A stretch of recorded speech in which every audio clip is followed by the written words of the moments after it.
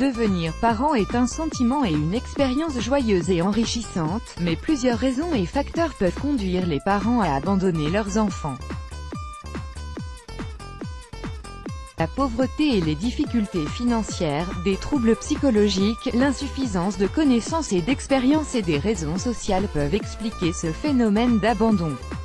L'histoire que nous allons vous présenter aujourd'hui est celle d'un pauvre nourrisson qui a été abandonné et enterré vivant dans les bois, et c'est grâce à un brave agent de sécurité qu'il est encore en vie maintenant.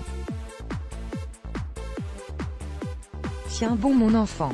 Denis Sarantsev travaille en tant qu'agent de sécurité dans une usine en Russie. Sa mission est de surveiller et de faire un tour près des locaux pour savoir si tout se passe bien. Un jour, il faisait sa patrouille quotidienne quand il a soudainement entendu un bruit étrange qui venait de loin. Denis a pensé entendre des pleurs d'un petit bébé dans les bois et il a décidé ensuite d'aller s'assurer et voir si ce qu'il avait entendu était réellement vrai. Ce courageux jeune homme a suivi le bruit, qui l'a conduit à un fossé.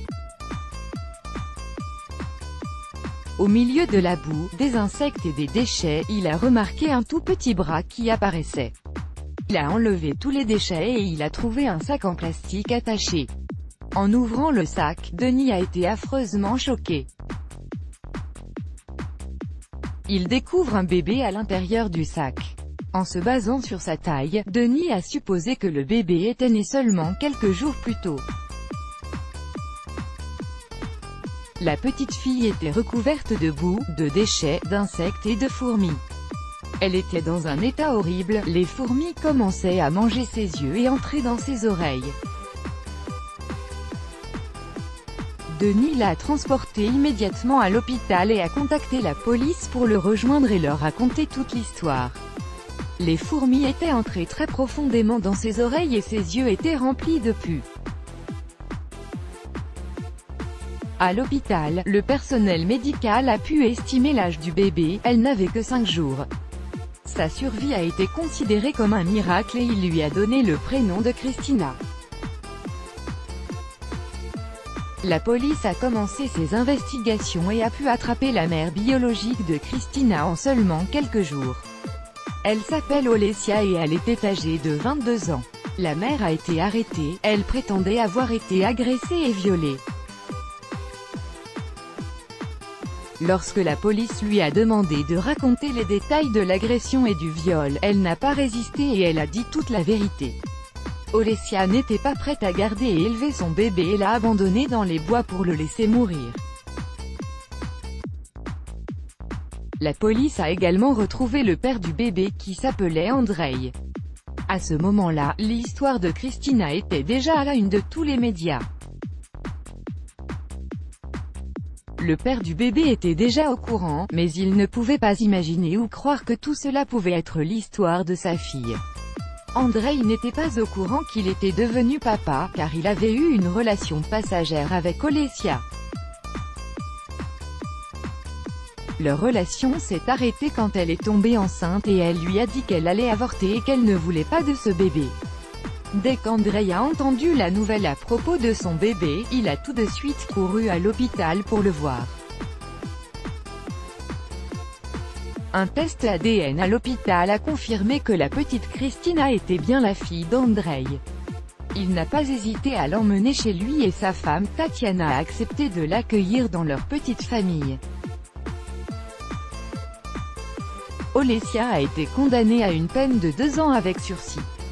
Certaines personnes pensent que ce crime mérite une peine beaucoup plus élevée, que la mère s'en est tirée trop facilement.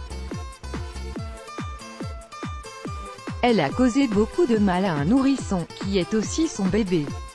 Christina a un ange gardien qui veille sur elle. Elle vit maintenant avec son père et sa belle-mère qu'il aime énormément plus que sa mère biologique. Heureusement que cette histoire a une fin heureuse. Si vous entendez ou que vous voyez un acte qui paraît être un abus envers un enfant, n'hésitez pas à contacter la police. C'est un devoir en tant qu'être humain et vers un autre être humain. Les boîtes à bébés, la polémique. Il y a quelques années, plusieurs pays européens comme l'Allemagne, la Suisse et l'Italie ont connu la réapparition du phénomène des boîtes à bébés, ou autrefois appelées tours d'abandon. Au Moyen Âge, ces boîtes, qui se trouvent souvent près des églises, des hôpitaux et des rues très fréquentées, permettent aux parents en détresse d'abandonner leur nouveau-né dans l'anonymat absolu.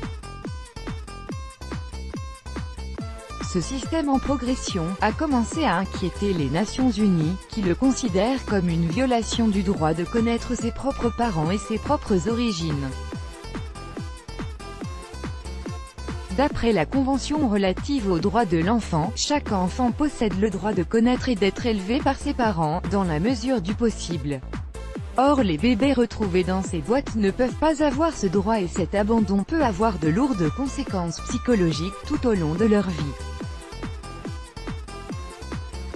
Le fait d'abandonner un enfant peut causer des souffrances et de troubles graves de l'attachement, qui évoluent dans le temps. Heureusement que notre petite Christine a été retrouvée et qu'elle est maintenant entre de bonnes mains. Si vous avez trouvé cette histoire touchante, n'hésitez pas à la partager autour de vous. Let's block ADSY